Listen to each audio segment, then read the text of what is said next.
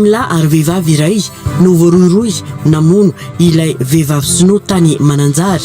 Araka ny loharan'ny-baovao dia tsy lavitra fa olona manana fifandraisana akaiky amin'ilay vehivavy ireo olona ireo satria dia mpikarakara zaridaina, mpanampy an-trano, mpanafy-trano ary nokaramainy ny tovovavy ny rola ary olona iray hafa nifandray akaiky tamin'izy ireo.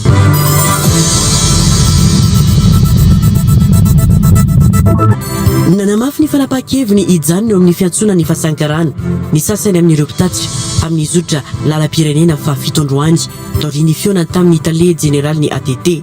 Nabaran'izy ireo fa tsy nanery ny fivindran'ny mpitatitra rehetra ao amin'ny fahasankarana eny Amoronakona ny minitra ny fitaterany fa nanome safidy izay te hifindra.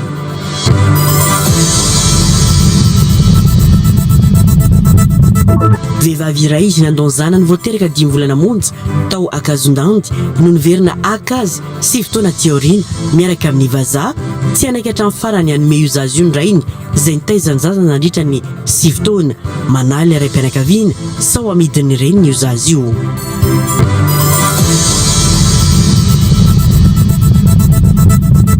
Ilaina ny fampianona marola fiomanana amin'ny fikaonan-doam-pirenena hoy ny IFR ivon'ny fanavaozana ny Repoblika. Mila fiomanana matotra izany ahafahana mitondra hevitra hitondrana ny fanavaozana irosoana amin'ny Repoblika fahadimy hoy hatrany ny IFR. Magatsirika tokolasy toko vavy anao izay mampiatrany TV Plus Madagasikara amin'ity hariva ity manasanao anaraka ny fampalalam-baovao amin'ny farany ho amin'izao sabotsy izao ny trangam-piarahamonina izay mbola hita fa masarika ny sainy mpanara-baovao ny any Mananjary makasika ilay famonona ilay vehivavy tompona trano fandraisam-bahiny sinoa iray tao Mananjary dia 5 lary vehivavy iray tamin'ireo voaroiroy no nahiditra ponja vonjy maika ary araka ny loharano-baovao izay voaray avy any Mananjary dia Mananjary dia tsy lavitra fa olona manana fifandraisana akaiky amin'io vehivavy io ireo olona rehetra ireo satria dia misy ny mpikarakara zaridaina ny iray tamin'izy ireo misy ihany koa ny mpanampy an-trano ny iray ary mpanafy trano ihany koa izay nokaramainy ny vehivavy maty io ny roa tamin'ireo olona ary olona iray hafa nifandray akaiky tamin'izy ireo taoriany ny fanadiadiana izay nataony teo anivon'ny mpitandron'ny filaminana ny polis-pirenena ary ny maromaro kokoa no nahafana ny sambotra ireo olona ireo ka natolotra ny fampanaovana avy hatrany moa izy enina mianadahy reto rehefa vita ny famitorana natao teo anivon'ny polis-pirenena ary nahidra ponja vonjy maika izy ireo araka ny fanazavana ho arahantsika araka izao ary ny fanazavana hoentin'ny TV Plus Mananjary. Reo olona reo zany dia olona tsy lavitra nilay raha ny enketina tao dia olona tsy lavitra nilay olona zay maty zany le ramatoa tompon'ilay hotely tao zany ny femme de chambre aloha voalohany dia tao ny jardinier mikarakara zaridaina dia tao koa ny gardien efa taloha ex gardien efa niala io dia tao koa nisy olona anankiray izay manana contact ivelany amin'ireo olona reo par message zany dia tsara daholo moa ny resaka ny fanaovana ary nisy olona anankiroa izay tamin'ny andro izay nanafo ny karamainy ratovovavy nanafo le trano ny teminay moa zany dia efa nadedina fa ny tribunal no nanapaka ny zavatra zay dia tao zany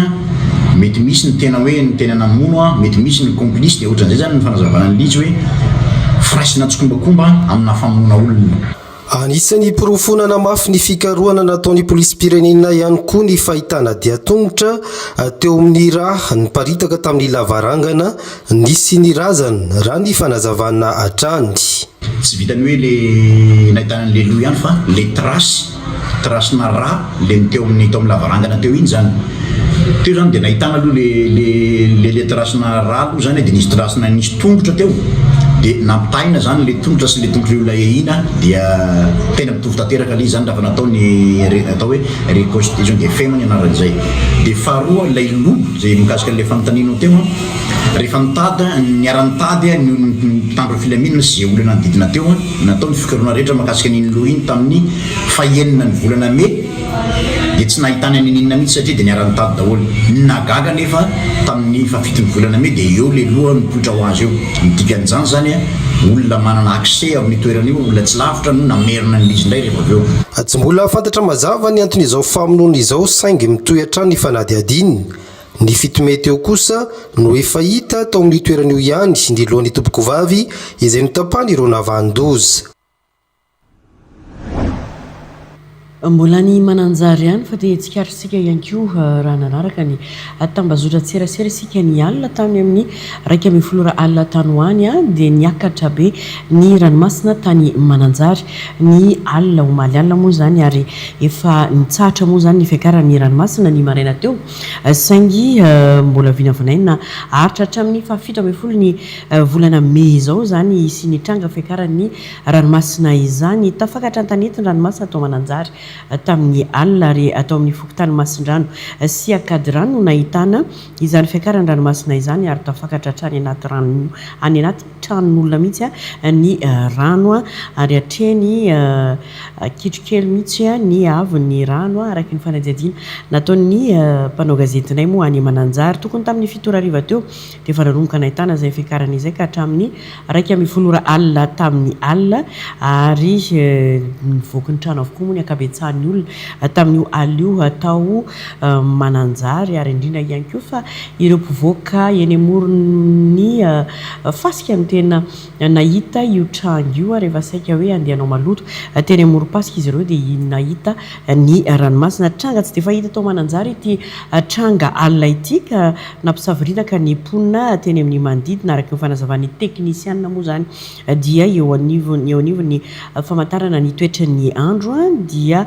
tranga zay piseho rehefa fotoana mahafeno manana ny volana ny fiakaran'ny ranomasina toy izao na ny antsoina hoe marée haute ka amin'ny toerana iva noho ny ranomasina no saika lasibatra rehefa sendra izany tranga izany rahantsika ary ny fanadihadiana hoentin'ny TV Plus mananjary atrany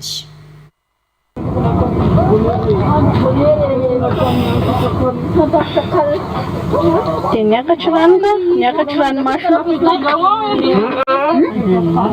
efa nanomboka tamin'ny 7 izy niakatra tamin'ny 7 arivariva fa izy zany mbola sy niakatra tantanana taty dia tamin'ny sivy sasany izy nanomboka niakatra takady rano sy mason-drano fa tamin'ny paritsiny taty zany izy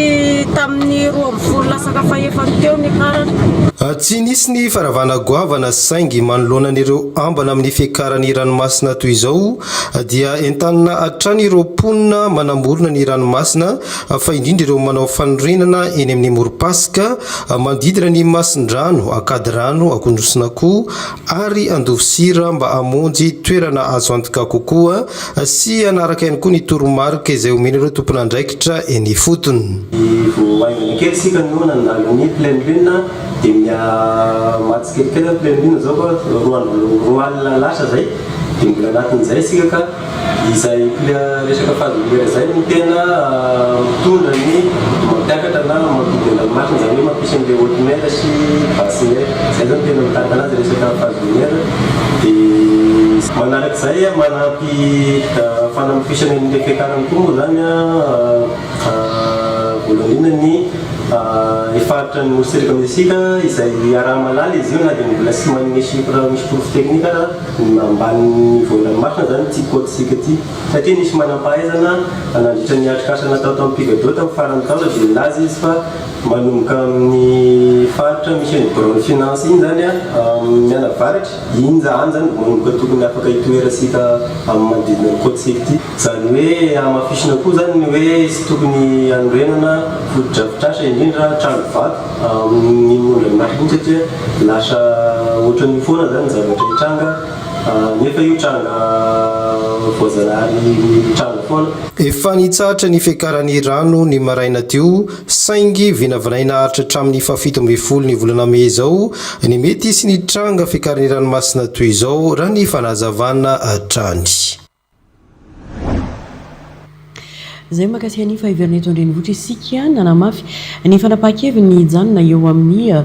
fiantsonana eo amin'ny fasan'ny karana ny sasany amin'ireo mpitatitra amin'ny zotra RN7 lalam-pirenena fafito tamin'ny ity androany ity izy ireo no nanao izay fanapahan-kevitra izay ary taoriany fionany tamin'ny tale général ny ADT Omaly nambaran'izy ireo ihany koa fa tsy manery ny fifindran'ny mpitatitra rehetra ao amin'ny fasan'ny karana eny amoronakona ny tompony andraikitra sy ny ministry ny fitaterana raha ny nambaran'izy ireo fa manome safidy izay te hifindra dia afaka mifindra eny amoronakona ary izay tazo te hijanona kosa dia mijanona eo fasan'ny karana ary nambaran'ireo mpitatitra maniry ny hijanona ao amin'ny fasan'ny karana ireto fa vonona ny anatsara ny foto-drafitrasa ao antoerana izy ireo mangataka ihany koa amin'ny fanjakana ihany koa izy ireo ny anomezana tany hafa na ihany koa ny tompon'ny tany misy ny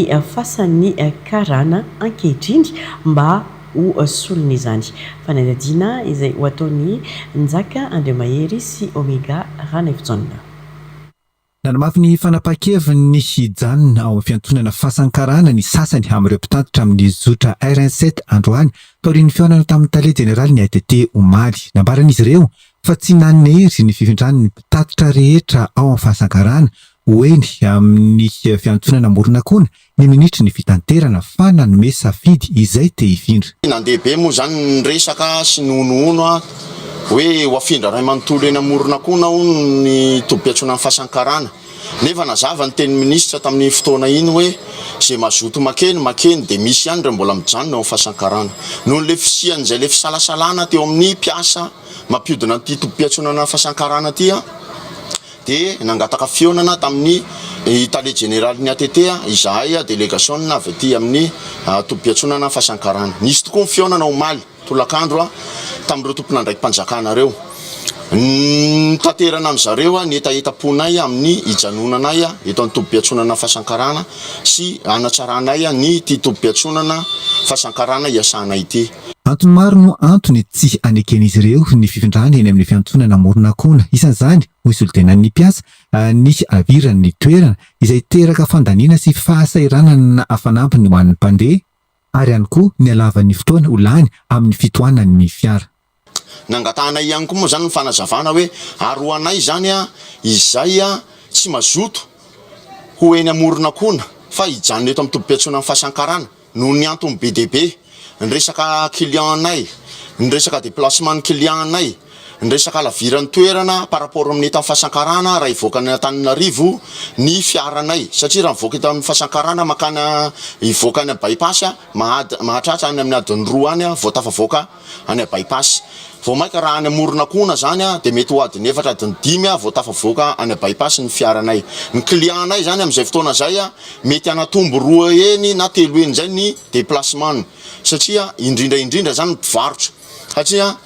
ny akabetrany mpivarotra ny teneninay tamin'izareo ny akabetrany mpivarotra dia aty Andravoahangy Sabe Oririka ka raha maka aty amin'ny fasan'ny karana izy moramora kokoa ny vola miala aminy amin'ny déplacement fa raha makany amoronakona izy dia mety x3 x2 inzay ka tsy ho tonga hanjifa any aminay any amoronakona ntsony zany ny client-nay amin'izao fotoana zay. Mikasika ny tompony tany misy ny fasan'ny karana ankehitriny dia nangatahany resultena ny mpiasa ny tadiavany fanjakana toerana hafa amoron-dalana omena ny orinasa tsy miankina tompony ny tany. Laza moa zany ry zareo ny tali général fitaterana tanety sy ny DG ny ATT hoe tanin'olon-tsotra i fasan'ny karana fa tsy tany mpanjakana ka tsy afaka anome anareo ny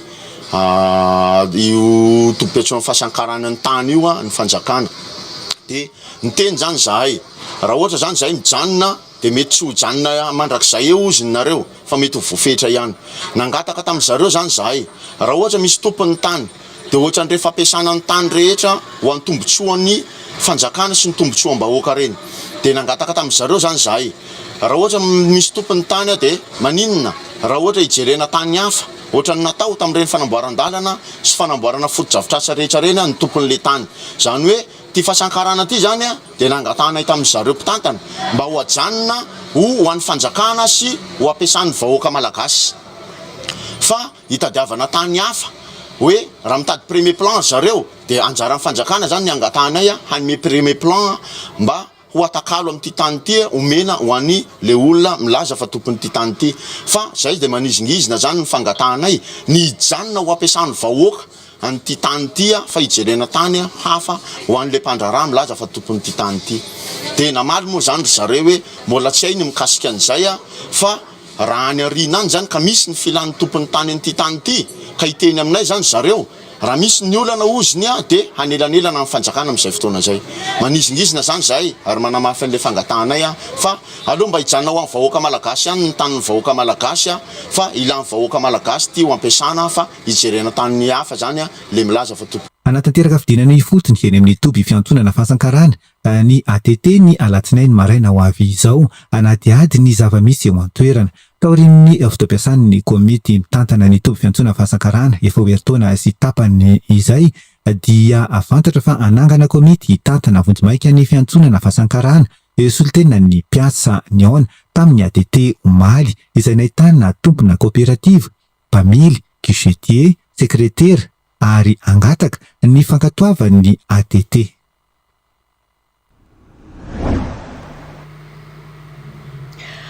Irentsika indray aloha ny trangam-piarahamonina fa dia vehivavy iray nandao ny zanany voateraka 10 volana monja tao Akazondandy no niverina akan'izana 7 taona aoriana miaraka amin'ny vazaha tsy anaikatra amin'ny farany anome ity zaza ity ny rainy izay nitezany zana nandritra ny 7 taona raha nambarany manahy ilay raim-pianakaviana fa sao amidiny reny io zaza io raha antsika indray ny fanadadiana hoentiny mikarany ambolaza ny sariny Arfidy Rakoto Manalina mahakasika an'izay.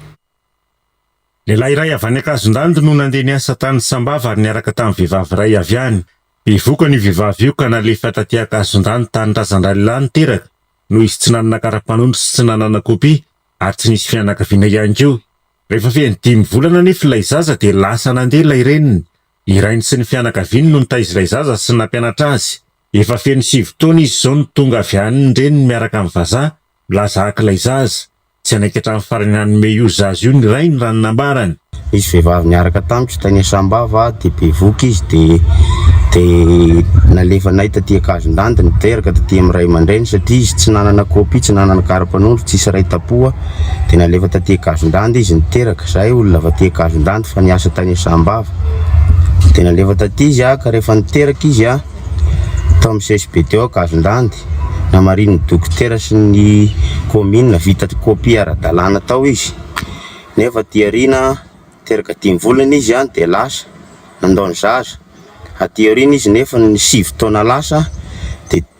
tonga izy zao aka ny zaza miaraka amin'ny vazaha ka tsy fantatray tompoko izay anaovan'ny zanakay na ho tezainy na ho amidiny tsy fantatray zany ka zahay dia mandahatra amin'ny farany ny fanomezana ny zaza azy. Mangataka sosikevitra ny amin'izay tokony ataony ny raim-pianakaviana raha ny nambarany.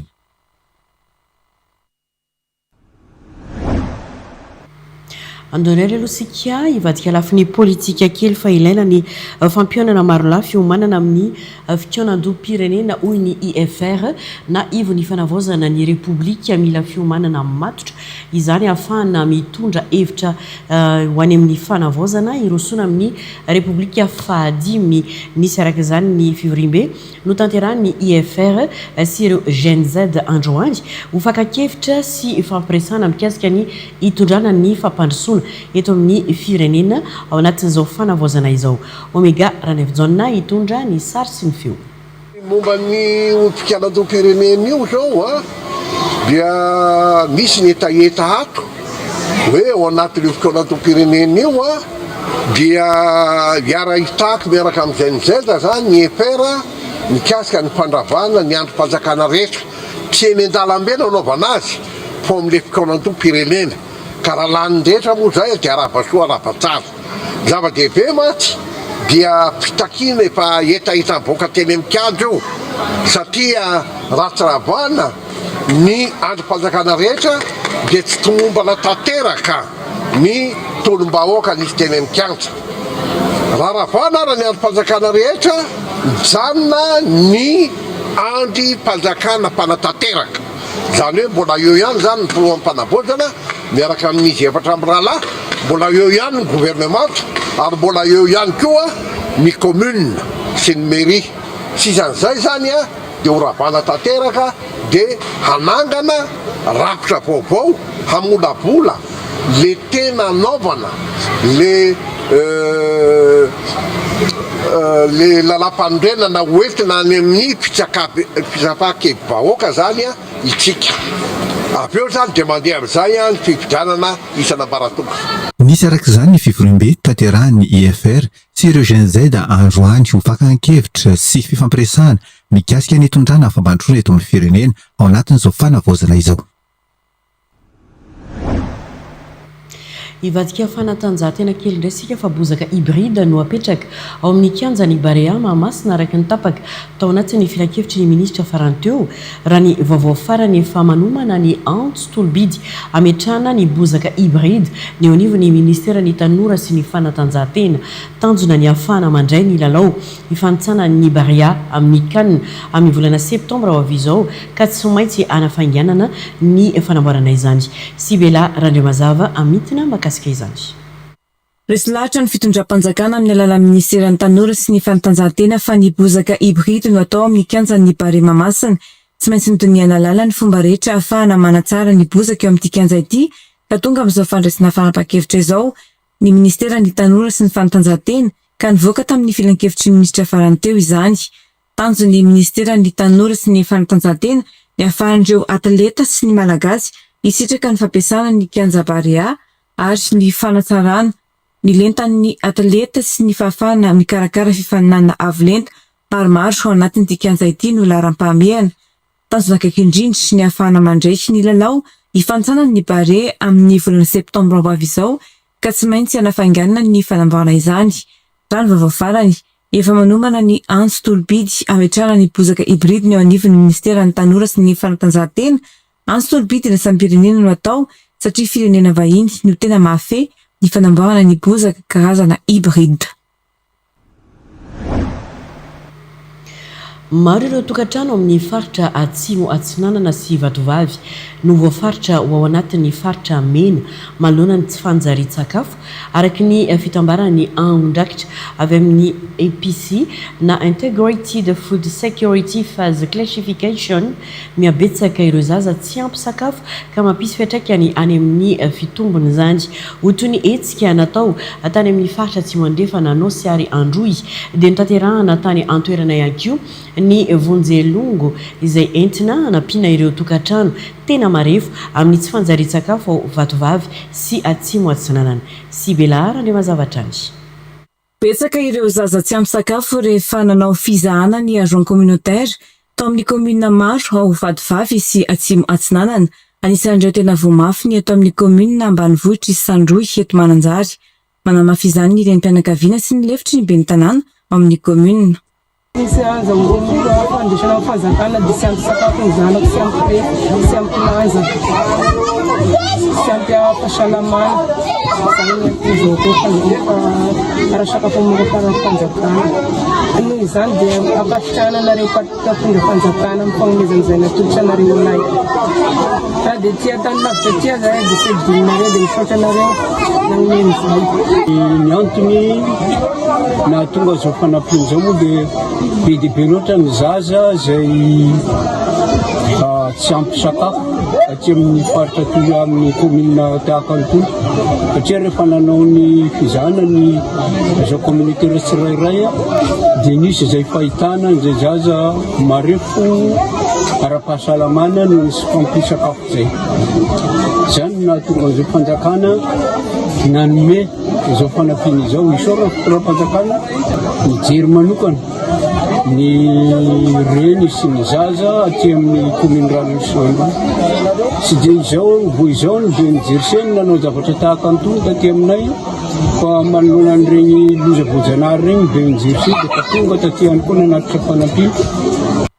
Maro ireo tokantrano amin'ny faritra Atsimo Atsinanana sy Vatovavy sy ny voafaritra ao anatin'ny faritra Mena manoloana ny tsy fanjarian-tsakafo araka ny fitambarany Andraikitra avy amin'ny IPC. Rafitra iraisam-pirenena andrefesana ny amafy ny tsy fampisakafo sy ny famakafakana natao ny fitalehavam-patry ny fahasalamana ary ny ORN Office Régional de la Nutrition momba ny fiantraikan'izany amin'ireo sokajin'olona marevo indrindra ny vehivavy bevoka sy ny renitaizakely. Izany no nampin'ny fitondram-panjakana André Fanapakevitra izaratoa anara-tsakafo 2 taona mahery tao anatin'ny 3 andro tamin'ny alalan'ny hetsika vonjelongo no tanterahany BNGRC ho an'ireo tokantrano marefo miisa 540 komina Vohimasy, Tovona, Mbalavato, Antevavato, Marovandrika, Vohilengo, Sandroy, Matsara Sud, Vohilava no natanterahana ny hetsika tamin'ity herinandro ity. Mbola itohana ny distrika Nosy-Valika ny hetsika, Bary, Voamaina ary Menaka no zarazarana amin'izany 50 taona ho an'ny distrika Nosy-Valika sy Mananjary, 30 taona kosa ho an'ny distrika ny Farafangana. Andao indray aloha rahantsika ny monsongaty natao anatin'ny Facebook, atao anatin'ny Resabe, atao anatin'ity fampahalalam-baovao ity.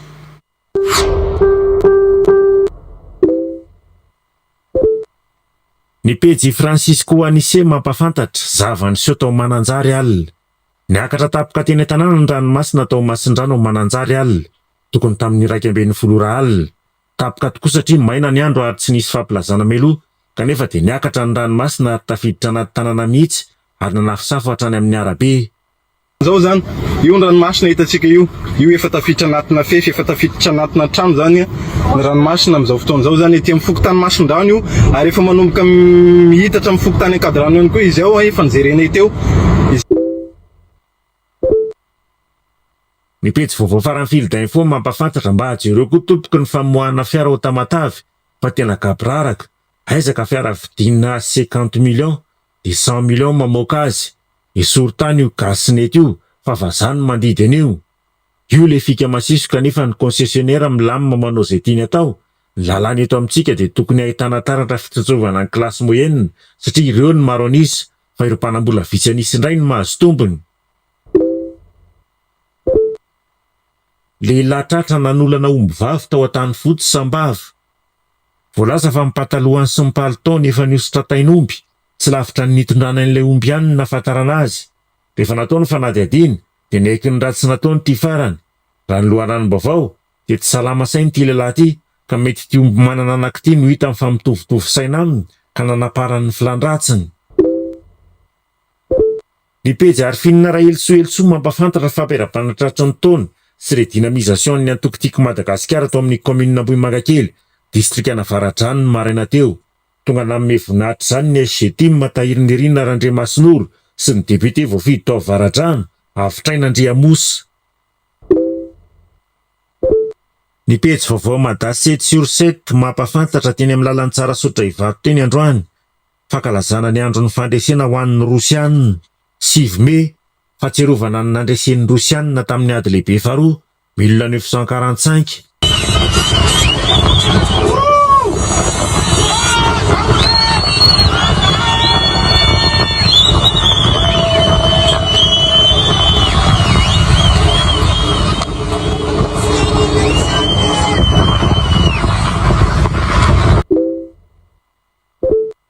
Ny pejy gasy vaovao mampafantatra Ambojatovo.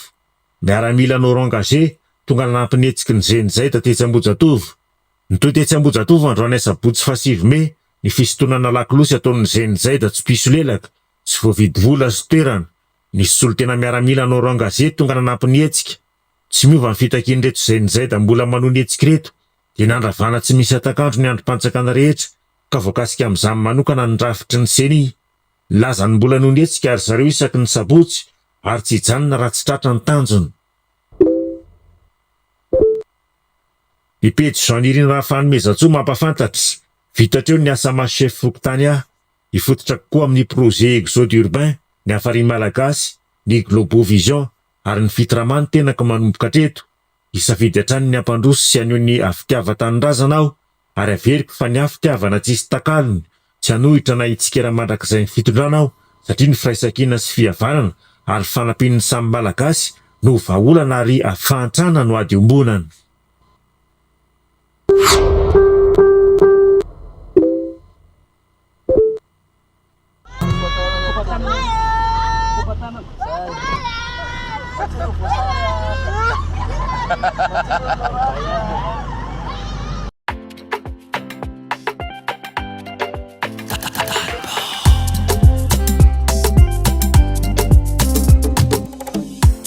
arabaina tonga soianareo itondra falina ho anay miomanary asandratollay feo sotary anao kandao ilalao arabaina tonga soa efa disaka niandro fonanao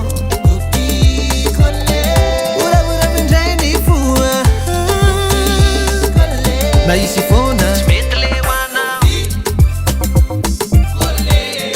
tsy mety le ho anao efa nisaka niandro fonanao tsy mety le ho anao efa nisaka niandro fonanao arabaina tonga soianareo itondra afaliana ho anay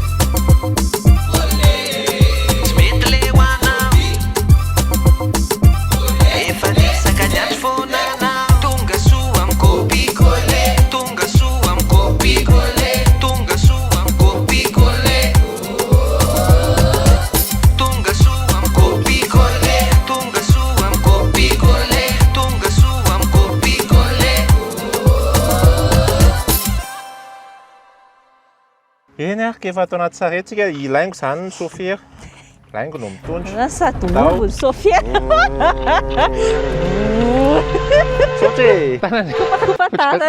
Bleste Farina ilay fameno sakafo mahasalama indrindra misy antioxydant fito be zao manolotra ho anao Copicole alatsinahy fa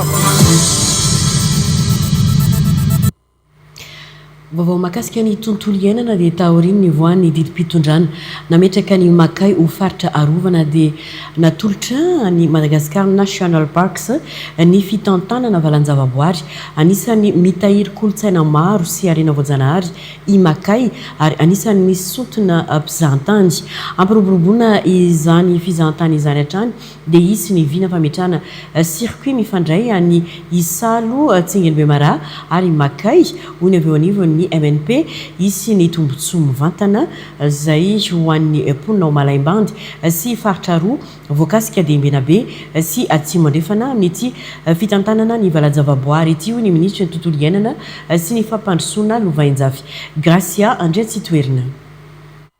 Isan'ireo valan-javaboary lehibe eto Madagasikara i Makay satria fahadimy amin'ireo valan-javaboary mihoatra ny 500 misy eto amin'ny nosy.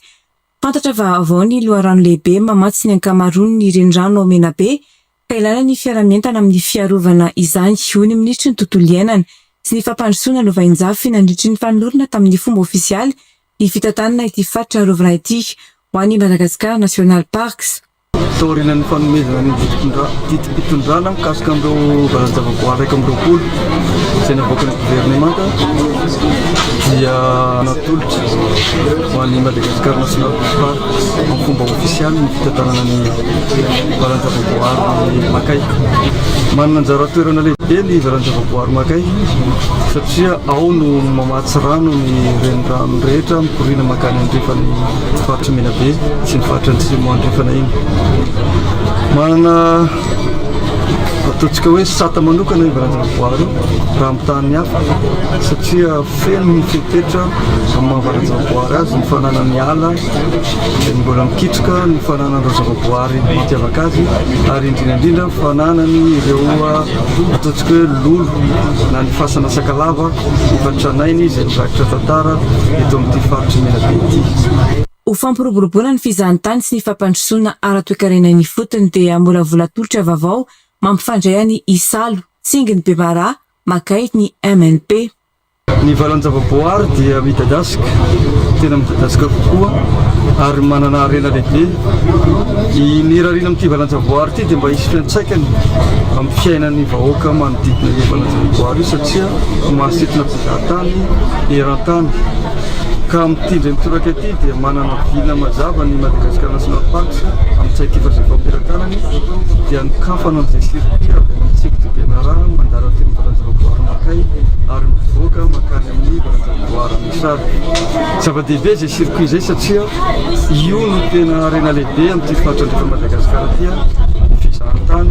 ary raha tanteraka soamantsara izay dia mino fa hisy fiantsaikany amin'ny fanatsarana ny velon-tena, fanatsarana ny tanàna manodidina rehetrarehetra indrindra ny fandrosoana amin'izay. Nanamafy ny MNP fa hisy tombotsoa mivantana ho an'ny mponina ao Malaimbany sy ny faritra Rovokaska dia Menabe sy Atsimo Andrefana ny fitantanana ny valan-javaboary nandritra ity fotoana ity ihany koa no nanaovana ny sony fifanakam-piarah-miasa eo amin'ny MNP, ny fizamary fikambanany zanaky Makay ary ny Nature Evolution izay maneho ny firavonany disadisa nisy teo aloha. Namkorotana tao amin'ny CEG Andranomena anatin'ny boriboritany faefatra ny tsy fampiny efitrano fianarana voatery tsy maintsy ampifandimbiasana ny fidiran'ny mpianatra hoy ny Taletsekoly mijaly anko ireo mpianatra indrindra fa rehefa fahavaratra nisy ny fanitarana io sekoly io tamin'ny alalan'ny fifanampiana ireo ray aman-dren'ny mpianatra sy ny solombavamboaka ny boriboritany faefatra vita izany ankehitriny ary noezahana novotaina melohan'ny fanadinam-panjakana hoy ny solombavamboaka ny boriboritany faefatra Gracia Ndresitoerina sy Yves Rasata hitatra ny vaovao. Mpianatra amin'ny fokotany folo mahery no mianatra eto amin'ny CEG Andranomena izay efa misy manodidina ny 700 izy ireo. Vitsy dia vitsy nefa ny efitrano ianaran'izy ireo izay misy avaly fotsiny voatery tsy maintsy nampifandimbiasana ny fidiran'ny mpianatra vokatra izay tsy fahampiana izay. Misy ireo miditra amin'ny 7 ora maraina amin'ny rava amin'ny 3 ary misy ireo miditra amin'ny 7 ora maraina amin'ny rava amin'ny 5 hoy ny Taletsekoly. Mbara hoe miditra amin'ny 7 amin'ny rava amin'ny 3 miditra amin'ny 7 amin'ny rava amin'ny 5 nanahirana tokoa zany ary rehefa tonga ny andro fahavaratra tena vao mahay manahirana ny fiatrehana ny aty fakanisana aty ampianarana satria misy fotoana miampita lakana ny ankizy dia izay no olana teo amin'ny nivon'ny sekoly tsy afaka mianatra ny ankizy aty ambanivohitra dia izay no mahatonga anay nahatonga any ankizy ary nyfitarana ny ankizy nanao an'izao fotodrafitrasa izao. Anisan'ny lahara-pameha ny solombavambahoaka ny boriboritany fahena ny fanabeazana nisy ny fanitarana ny CEG Andranomena tamin'ny alalan'ny SIAD 524 vita izany ankehitriny izay noezahana novotaina mialoha ny fanadinam-panjakana. Tena hoe ao anatin'ny fanabeazana ny tena lahara-pahamehana voalohany dia nanometanana ny sekoly ary somary maimaika ihany natanterahana ny tetikasa satria andeha ny fanadinam-panjakana betsaka ireo mpianatra izay sahirana manao tsy fantatra tsony hoe ohatry ny ahoana ny fandaharam-potoana fa indrindra ny tena nanosika anahy anao an'izao fanampiana izao dia satria tsapako be zany ny avizanandreo mpampianatra satria lasa mitombo avoroeny avitelo eny zany ilay asany lasa ohatrany hoe kilasy anankiray raisina intelo ao anatin'ny ray andro mitovy ihany nefa ny zavatra ho ampianarina dia tena hoe nakasika ny fola izy Notokana androany ny efitrano fianarana namboarina teto amin'ny CEG Andranomena izay ezaka ireo ray aman-dreny, ny mpianatra sy ny solombavambahoaka ny boriboritany fahaenina ary ny Taletsekoly. Ezaka manaraka amin'ny SIAD 2024 ny fanamboarana ireo lalan-dratsy eto amin'ny boriboritany fahaenina. Famaprisika hatrany anoy ny voka pikaroana sy anao ny asa fikaroany ireo mpampianatra mpikaroka sy ny mpikaroka mpampianatra ny fitondram-panjakana ankehitriny. Voka pikaroana 700 mahery no naranty nandritra ny hetsika natao ampiroboroboana ny fikaroana tanterahana natao amin'ny Université Antananarivo napetraka nandritra izany ny vovonana nomerika momba ny fikaroana ahafahana mamoaka ireo voka pikaroana sy fananakalozany ny mpikaroka. Eliza Herman sy Eric Ralefson. Fotoana nafan'ireo mpikaroka namoaka ny voka-pikaroany ny fampiratsiana ny tanterana teny amin'ny Universitény Antananarivo voka-pikarohana 7 mahery no niranty nandritra ity fotoana ity izany fototra saika amin'ny sehatra rehetra tanjony ampiroboroboana ny fikarohana sy ny fampiasana mivantana ny voka-pikarohana ho fampandrosoana ny toe-karena sy ny asa. Araky ny mahazatra antsika moa ny tena sakana dia tsy fahampiana fifanakalozana na eo amin'ny mikaroka na eo amin'ny laboratoire hanaovana fikarohana na eo amin'ny sehatra ekonomika. Dia izay indrindra ny tanjony araky ny voalaza teo aloha izay ny tanjony ity salon ity ampifandraisiny ireo sehatra anankitelo ireo satria dokotera mamasana andro ireo ahafahana mitrandraka ny tanjony ny sy ny asa ny sy ny fananganana orinasa ary indrindra ny tsy fanadinoana hoe isika eto ihany dia matafavoaka amin'ny firenentsika. Nampirisina ihany koa ireo mpikaroka no hiatrany ny asa fikarohana nampahafantarana nandritra ity hetsika ity ihany koa ny vovonana nomerika momba ny fikarohana izay sehatra virtualy ahafahana mahita ireo voka-pikarohana sy fanakalozana ireo mpikaroka. Izy io dia atao indrindra arak'izay voalaza teo izay ampifandraisana any amin'ny tontolo ara virtualy any anatin'ny internet rehetra any zany hoe ireto ny mpikaroka eto anivon'ny université Antananarivo izao reto avy ny fikarohana izay ataony dia isy ao anatin'io zany arak'izay misy karazana hoe moteur de recherche kely raha te alala ohatra sika hoe iza no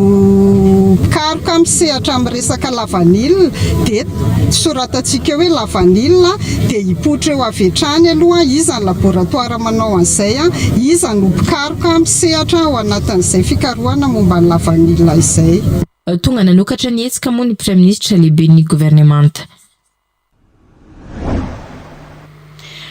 Namoaka tatitra tamin'ny fomba ofisialy tamin'ity herinandro ity ireo voka-piarahamonina marefo vokatry ny fiovaovan'ny toetrandro eto Madagasikara ny vondrona Europeanina sy ireo mpiara-miombona antoka aminy ireo vehivavy sy ankizy no tena lasibatry ny fiovaovan'ny toetrandro raha ny vokatry ny tatitra nampivondrona tompona ndraiky mpanjakana fiarahamonim-pirenena ary mpiara-miombona antoka maro ity hetsika ity no resahana ny fifanakalozana hevitra momba ny vahaolana hiatrehana mahakasika izany fiovan'ny toetrandro izany nanamafy ihany koa ny mahazava-dehibe ny fanamafisana ny fiara-mientana manoloana ny fanamby ara-toetrandro ny Roland Kobia ambassadeur ny masovony vondrona Europeanina tafiditra ao anatin'ny tetikasa Redjik vatsiny vondrona Europeanina vola izay mikendry ny anamafy ny fiatrehana sy ny faharetany ireo vondrona mpiarahamonina marefo vokatry ny fiovaovan'ny toetrandro any amin'ny faritra atsimon'ny Madagasikara. Romi ary manana fetra andriamananjara. Tatolotra tamin'ny fomba ofisialy androany ny tatitra momba ny miraleta sy ny toetrandro na ny coalition genre et justice climatique izay verina ho tantaratasy nasionaly voalohany manadiady ny fiatraikany fiovan'ny toetrandro eto Madagasikara. Misongadina manokana ny voka-dratsy ny fiovaovan'ny toetrandro menjady amin'ny vehivavy, ny tovovavy ary ireo vondrom-piarahamonina marefo. Amin'ny alalan'ity tatitra ity dia manolotra sosikevitra maro ireo tompon'andraikitra mba hampidirana bebe koa ny lafin'ny miraleta ao anatin'ny politika pirenena momba ny toetrandro. Natao sehatra fanakalozana sy fizarana traikefa momba ireo olana ara-tontolo iainana ankehitriny ihany koa ny hetsika. Nisy ny famelabelarana sy tatitra avy amin'ireo tetikasa eny fotony ny tanterahana tany amin'ny faritra maro manerana ny nosy nandritra ny fanolorana ny tatitra. Nisy ihany koa ny ady-hevitra sy fanakalozan-kevitra momba ireo fepetrilaina na mafisana ny faharetan'ireo vondrom-piarahamonina hiaran'ny krizy ara-toetrandro. Anisan'ireo firenena tena marefo manoloana ny fiovan'ny toetrandro i Madagasikara amin'izao fotoana izao. Tany amin'ny faritra atsimo olona mahery ny ray faingenina tapitrisa ny niaran'ny tsy fanjari-tsakafo mafy vokatry ny ahitany mahery vaika nitranga teo anelanelan'ny taona 2024 sy 2024. Que les femmes, les jeunes filles et les enfants sont 14 fois plus sujettes à mourir dans une catastrophe naturelle que les hommes. 14 fois plus de risques. Donc je pense que c'est un chiffre qui est très révélateur, qui a été fait par des études scientifiques et qui démontre qu'en fait les femmes au jour le jour sont au cœur de la résilience d'un pays, au cœur des activités de tous les jours, que ce soit pour parfaire l'éducation des enfants, pour amener le bois à la maison, pour amener l'eau, pour s'occuper du village, de la famille, mais qu'elles sont malheureusement, alors qu'elles sont au devant de l'action de résilience, elles sont tout à fait en arrière de la prise de décision. Vehivavy no mizaka betsaka amin'ireo voka-dratsy ara-toe-karena sy ara-tsosialy ateraky ny loza voajanahary sy ny fiovan'ny toetrandro. nambaran'ny tompon'andraikitra fa tiany ilaina ny fampidirana bebe koa ny resaka miralenta ao anatin'ny politika ara-tontolo iainana. Tafiditra ao anatin'ny tetikasa izay miompana amin'ny fanamafisana ny fahaiza-manao momba ny rariny ara-toetrandro sy ny fitovinjo eo amin'ny lasin'ny vavy vatsiny ny vondrona Eoropeanina volany programa izay mikendry hanohana ireo vondrom-piarahamonina marefo any amin'ny faritra Anosy sy Atsimo andrefana.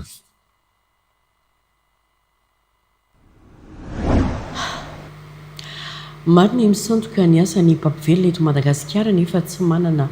diplôma sy fahaiza-manao mifanaraka amin'izany. Hoy ny voalohany holavitry ny mpapivelona tsy anaiky fa tsy maintsy andray fepetra mahakasika ireo misantoka mpapivelona noho izany ny holavitra araka ny nambaran'izy ireo. Tamin'ny tian'andro ity no nanamariana ny andro maneran-tany ho an'ny mpapivelona ka tany amin'ny faritra Anosy no nanamariana izany ho an'ireo mpapivelona eto Madagasikara. Mikarandremolaza sy Arfidrakoto Manalina mitatitra vaovao. Tsampy ny isan'ny mpapivelona eto Madagasikara raha oharina amin'ny tany fitombon'ny mponino ny filohan'ny lavitra mpapivelona eto amintsika. Manimba ny endriky ny asan'izy ireo ihany koa ny fisinireo misantoka mpapivelona ka tsy maintsy andraisana fepetra raha ny nambarany. Tokony hitsapikambana anatin'ny lavitra ihany koa ireo mpapivelona miloha ny idirana amin'ny sehatry ny asa sy ahafahana manavaka azy ireo amin'ireo mpisantoka andraikitra ary indrindra mba ahafahana miaro azy ireo mpanantanterahana ny asany.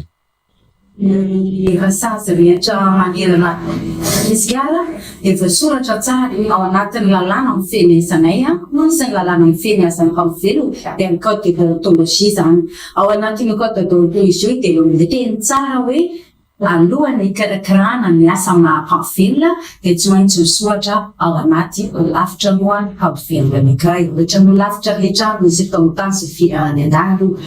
Ny mpapivelona dia organe de réglementation zany tsy maintsy misoratra anaty amin'ny code mpapivelona. Ny rasanatria misy ny fitaliana azo mpapivelona izay tsy voafetratsika dia ny lavitra rery ihany no afaka mijoro ilay ivon'ireo anaty fitsarana eny miaro andrasazy tsirairay. Toy ny isan-taona dia isaka ny 15 volana May ny andro maneran-tany ho an'ny mpapivelona teto amin'ny renivohitr'ny faritra Anosy no nanamarena izany ho antsika teto Madagasikara ary antsika maro no nitanterahana. Nandraro arahantsika ireo vaovao tapatapany. Eo am-panatanterahana ny asa vao mianatra amin'ny tantana ny akamaroany ireo tompon'andraikitra eny aniva ny vondrom-bahoaka tsinjara-pahefana araka ny fanazavahana ao ry ny fanendrena tompon'andraikitra iray ohatra vao manomboka mahafantatra ny tena asa iandreketana izy ireo. Io no anisany nahatonga ny olana eny aniva ny komina nafaritra ohatra amin'ny lafin'ny fitantanana arabola vokany vao endrikendrika ho nanao fanotokodonam-bola ny mpitanjana iray izay mety afara amin'ny fanagadrana azy ireo. Anomezana tantsorika ireo tompon'andraikitra eny fotony tahaka ireo lehibe ny faritra amin'ny fanatanterahana ny asany nitsangana eo anivo ny INDDL ny ivitoerana ahafahana miofana manohy fahalalahana mikasika ny asany. Anisan'ny vao nametrahana izany ny eto amin'ny INDDL eto Analamanga. Mezana ny fahaiza-manao rehetra ho an'ireo vondrom-bahoaka ireo dia izy no mandrindra ny service mpanjakana rehetra mba hitondra ny anjara birikiny amin'izay tetikasa fampandroana rehetra eritreretin'ny commune sy ny région atao zany. Izay ilay fitoerana izay vao avy ny notokanana teo. Izy io dia ny arahana no enti-manana tamin'izany moa zany dia fiara-miasa tamin'ny PNUD izay eto ny représentant résident mino. Isan'ny ahafahana manatsara ny kalitao ny fanabeazana omena ireo ankizy beazana anatin'ny fikambanana mpanazava eto Madagasikara ny fatokisa-tena ny ireo mpiandraikitra singa manamafy ny ahafahan'ireo mpiandraikitra mikaroka sy mitady ireo fomba fanabeazana omena ny ankizy. No tanterahana androany araka izany ny hetsika fiaonan'ireo mpiandraikitra sampana maitso i maitso anala 2.0 mitondra ny loahevitra mivelatra anaty fatokisa-tena ho an'ny mpanazava faritany Analamanga Atsinanana. Ankoatra ny fiofanana sy fifampizarana nisy ny sahanasa samihafa nahafahan'ireo mpiandraikitra naneo ny talentany tamin'ny asa famorona natao anatin'ny fifaninanana masivony maitso anala 2.0 Mamtinandrembololary. Etsika natokana ho an'ny mpiandraikitra sampana maitso fotsiny ny maitso anala 2.0 ireo mpiandraikitra sampana maitso izay mitaiza ireo an'izy 12 hatramin'ny 14 taona ao amin'ny sampana mpanazava. Manandanja ho an'ny fanabeazana atolotry ny mpanazava eto Madagasikara ny fifandraisana amin'ireo mpiandraikitra. Io no antony isin'ny etsika i maitso anala andiany faharoa amin'ity taona ity sehatra ifanakalozana fa indrindra itondrana lohahevitra izay hita fa tena ilaina anampy ireo mpiandraikitra amin'ny asa fiandraiketana ataony. Ho an'ny Imaitsoanala 2.0 androany mivelatra ampatokisatena ny lohahevitra. Androany ny mpanazava teto anivon'ny anahifaritany analamangahitsinana dia nanatanteraka ny hetsika Imaitsoanala. Tamin'ity taona ity dia nandray ny lohahevitra hoe plumino isika fidante izahay izay miompana momba ny fahatokisatena. Natao izany lohahevitra izany mba ahafahan'ireo mpiandraikitra manana fahatokisatena eo anivon'ny fanabeazana izay nataon'izy ireo.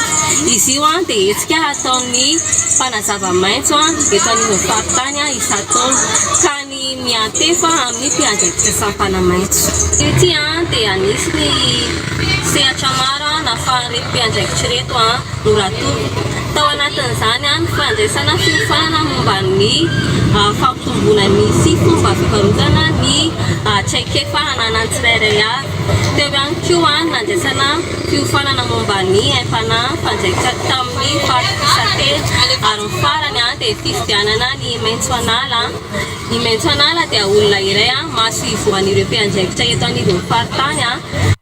Mpiandraikitra sampana maitso mandida ny 10 any faritany Analamanga Atsinanana no nandray anjara tamin'ny hetsika androany. Nisy ny fifaninanana samihafa natao ary fisafidianana izay ho mahasovo Imaitsoanala 2.0. Anisan'ny singa tena ilaina amin'ny fanabeazana ho an'ny mpanazava eto Madagasikara ny fananana fahatokisatena raha ny fanazavana hatrany.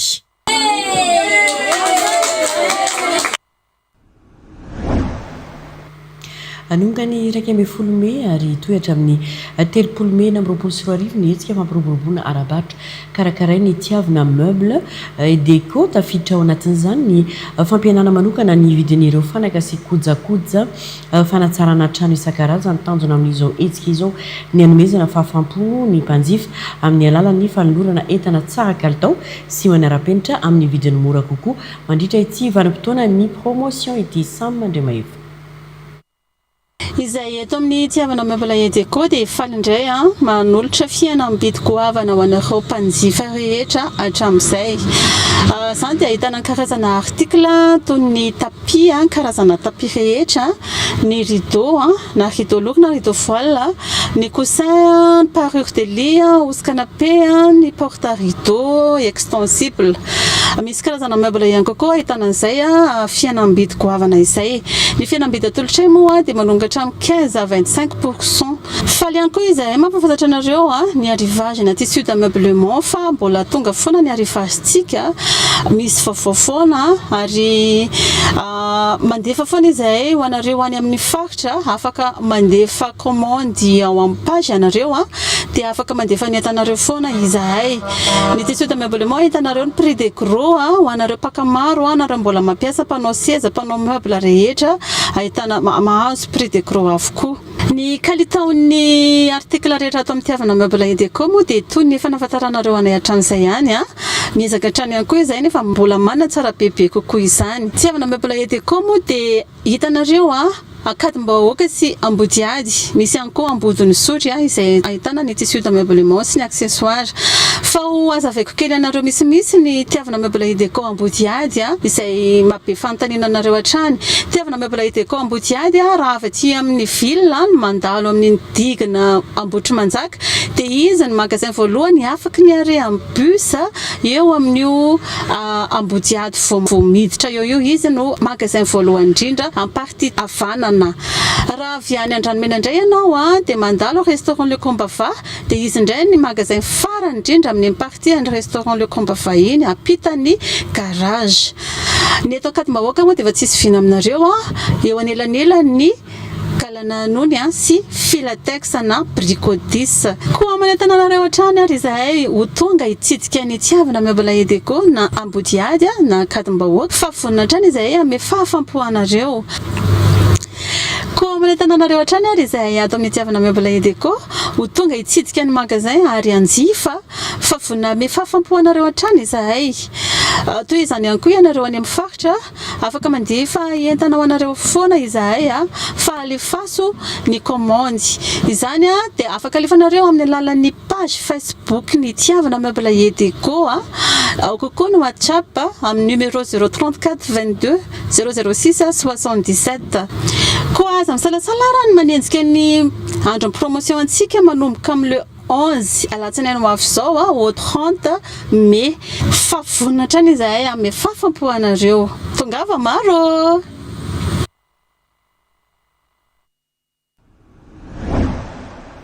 Fa misy kosa ny fampitavam-bao mahakasika indrindra ny fahatongava ny nofo mangatsika ny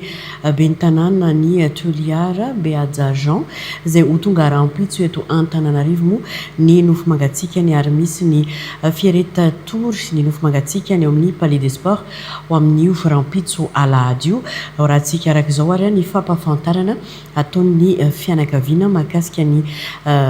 fanomanana sy ny fandaminana rehetra momba izany. Roanambara valy anaky afy fianakavia manontolo ty mahakasiky ty fahafatesa tompoko lahy Rabehaja Jean Mera Behaja ben'ny tanàna Toliara Ambonivohitsy ka manaraka salam zao ny programa avy amin'ny fianakavia hamaray lahady amy folora sasany fotoa amin'ny ANS Ampefoloha hitsenatsika ty vata mangatseka tompoko lahy amin'ny aéroport Ivato amin'ny 2 ora latsaky fahaefany aoria ty fahatongavany antanin-drazaneto niatsiky fahafatesany tany Inde de andesy andrasa amin'ny Palais des Sports a Mahamasinato ny lahady haly tinainy maray amin'ny 12 ora ny fianakaviana hitondra azy ao amin'ny lapan'ny Tsimbazaza Assemblée nationale alohan'ny todidoha ho any Toliara misy ny fandamina ary nahatonga azy tato amin'ny Palais des Sports. Nitohy an'izay atako angamba mety hametra-panontaniana atsika hoe ino mahatonga ny ben'ny tanàna ny Toliara Rabehaja Jean no hiandrasana ny vata mangatsekiny ato amin'ny Palais des Sports. Raha tsika mahalala fa tamin'ny taona 2019 dia efa lany ekipe nationale amin'ny tontolon'ny handball izy amin'ny ekipany Asco Toliara. Ary tsy vitan'izay fa nitondra ary nandroba ny amboara amin'ny maha-kapitaine ny ekipany Asco Toliara azy izy amin'ny tontolon'ny handball 40 trophée ka hatramin'ny 1992 jusqu'amin'ny 2020. Efa nandroba ny amboara koa izy tamin'ny francophonie tamin'ny 1994 tany la France. Nandroba ny championnat national Océan Indien izy tamin'ny 98 tany La Réunion. Ary nandroba ny championnat international avao koa izy tany La Réunion tany Maurice tamin'ny 1999. Midika izany fa olo mangany Madagasikara izy ary nitondra avo ny voninahitry pirenena, nitondra avo ny sainam-pirenena malagasy. Izay no nangatahan'ny Fédération handball Madagasikara ny hametrarana azy, hiandrasa-paty azy, hiandrasa aratory azy ato amin'ny Palais des Sports ny Mahamasina. Ka mametraka antsika ary manao antsoavantsika vahoaka malagasy iray manontolo. Izay monina eto Antananarivo. Indrindrindra fa isika amin'ny Dororatsika ny voambolana.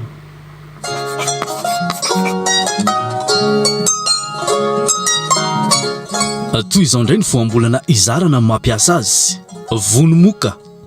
Ny hevitry ny hoe vonomoka dia endry teny milaza fandrimpahana sy fandringanana. Malaza azy koa ny famonoana olona na zava-mananaina marobe. Amin'ny teny frantsay ny azo antokiana azy dia hoe hécatombe na koa hoe massacre. Voambolana izay azo ampiasaina amin'ny andavanandro ohatra ao anatin'ity fehezanteny manaraka ity rehefa amin'ny teny malagasy. namelo mafy ny aretina barika tamin'ity vonomoka ny nanaovan'ny akoho rehetra tsy nisy niangana na deraiza tao an-tanàna na koa hoe vonomoka ny nahazo ny kisonompiana tratra ny voavary sy ramletaka ka fa tiantoka iray lavaka noho ny babeny. Hitantsika ihany koa voambolany ohatra atao anatin'ity fehezanteny manaraka ity rehefa amin'ny teny malagasy.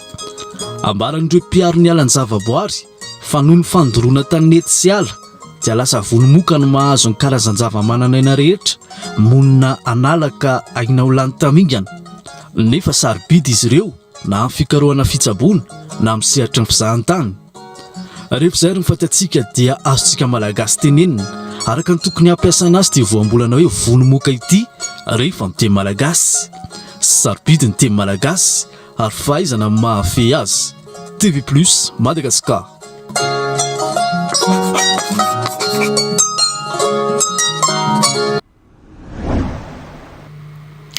Ny farana fampalalam-baovao klasy hitako avy isaona sika rehetra niaraka taminay hatramin'ny farany.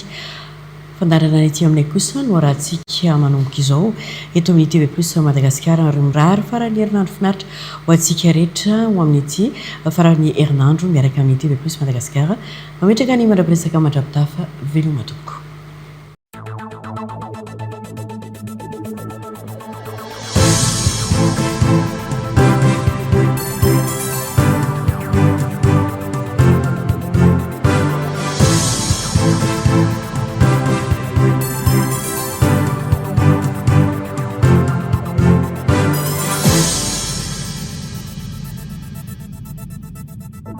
Thank you.